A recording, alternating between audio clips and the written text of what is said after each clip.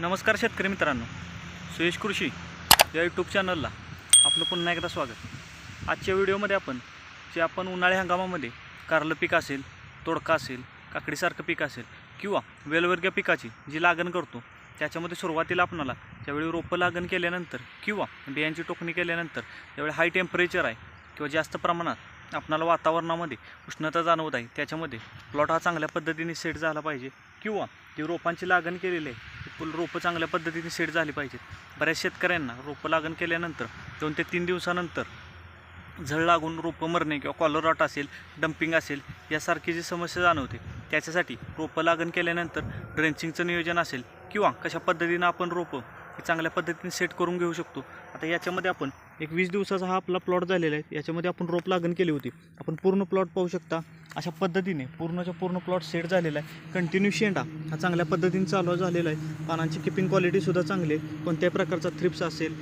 किंवा जो वातावरणात बदल किंवा जास्त उष्णतेमुळे पिकावर आलेले ट्रेस असेल किंवा पानं आकसणे किंवा शेंडा चालू न होणे याच्यासाठी आपणाला रोपं लागण केली 2 ते 3 दिवस तुम्ही कोणतेही ड्रेंचिंग करू नका। ज्यावेळी रोपं लागण केली त्याच्यानंतर दुसऱ्या दिवशी एक ड्रेंचिंग करू शकता, ज्याच्यामध्ये गुळ किंवा ग्लुकॉन डी पावडर याची एक ड्रेंचिंग करा। त्याच्यानंतर 2 ते 3 दिवस कोणतेही ड्रेंचिंग करू नका। 2 ते 3 दिवसानंतर तुम्ही ह्युमिक त्याच्यासोबत 19-19 हे खत व त्याच्यासोबत एखादं साधं बुरशीनाशक घेऊ शकता। याची पहिली ड्रेंचिंग करा, 2 ते 3 दिवस गॅप द्या। 2 ते 3 दिवसानंतर चांगले अमिनो ॲसिड त्याच्यासोबत 1261 व PSP याची एक ड्रेंचिंग करून घ्या। या प्लॉटला आपण 2 ड्रेंचिंग केल्या व खताचं एक ड्रिपचं ॲप्लिकेशन झालं। याच्यामध्ये तुम्ही पाहू शकता अशा पद्धतीने पूर्णच्या पूर्ण प्लॉट हा चांगल्या पद्धतीने सेट झालेला आहे। कंटिन्यू आता शेंडासुद्धा चांगला चालू आहे। आता फवारणी कोणती करायची, आपण रोपं लागण केल्यानंतर 12व्या दिवशी बेनिवियाची एक फवारणी करून घेतली।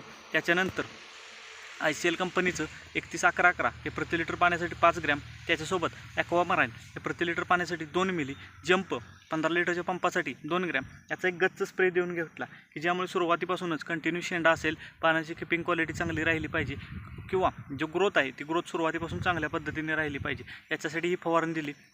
त्याच्यानंतर आपण पिकावर आलेले ट्रेस असेल किंवा ताण असेल याच्यासाठी सिलिकॉन त्याच्यासोबत सीविड व त्याच्यासोबत 1261 याची एक दुसरी फवारणी घेतली। आता याच्यामध्ये आपण बायो 303 व नीम ऑइल याचा एक स्प्रे देणार आहे की ज्यामुळे थ्रिप्स असेल, तुडतुड असेल, नागाळी असेल, जे टेम्परेचर वाढल्यामुळे नागाळीचा प्रादुर्भाव किंवा मावा असेल, तुडतुड असेल याच्यासाठी बायो 303 त्याच्यासोबत नीम ऑइल याचा एक स्प्रे देणार आहे। आता ड्रिपचं ॲप्लिकेशन कोणती करायचे आहे, पिकाच्या स्टेजनुसार किंवा वाढीनुसार तुम्ही खतांचं ॲप्लिकेशन देऊ शकता। त्याच्यामध्ये 1261 असेल, 1340-13 असेल, त्याच्यासोबत मॅग्नेशियम सल्फेट देऊ शकता किंवा चांगल्या पद्धतीने पिकाच्या ग्रोथनुसार किंवा पिकाच्या वाढीनुसार तुम्ही ड्रिपचं ॲप्लिकेशन देऊ शकता। जर फुटवा निघत नसेल किंवा फुटव्याची समस्या असेल तर ICL कंपनीचं 757 हे सुद्धा वापरू शकता किंवा तुम्ही 1144-11 असेल किंवा 1448 असेल याचासुद्धा वापर करू शकता। आजच्या व्हिडिओमध्ये प्रामुख्याने ज्यावेळी आपण उन्हाळी हंगामामध्ये जे वेलवर्गीय पिकाची लागवड करतो त्याच्यामध्ये सुरुवातीला आपण कशा पद्धतीने नियोजन केलं पाहिजे याविषयी चर्चा केली। तर चला, आपणाला आजचा व्हिडिओ कसा वाटला हे कमेंटच्या माध्यमातून जरूर कळवा। तसेच जर आपण चॅनलला प्रथम आला असाल तर चॅनल नक्की सबस्क्राईब करा, व्हिडिओला लाईक व शेअर नक्की करा। धन्यवाद।